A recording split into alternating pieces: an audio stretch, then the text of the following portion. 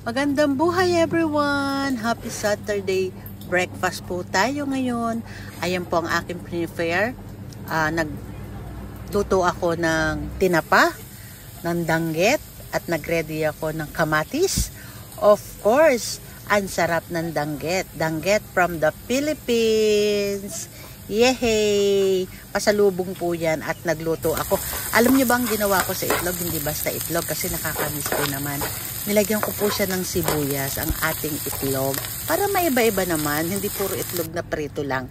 Ayan po, pagkatapos ko pong iniluto ang aking sibuyas at saka ko po inilagay ang itlog. Tinatry ko pong mabuo hindi ko nabuo yung itlog kasi ang laki 5 itlog po kasi yan Kaya hindi naman nadurog, nabiyak lang sa gitna.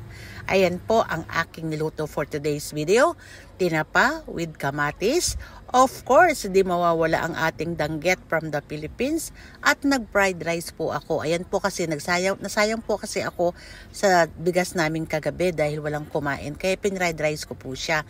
Ayan po. At of course, pagkatapos ko magluto, nag-prepare ako ng coffee. Coffee is life.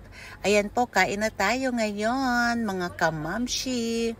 Ang dami ko pong iniluto. Yun lang, salamat. Follow for more.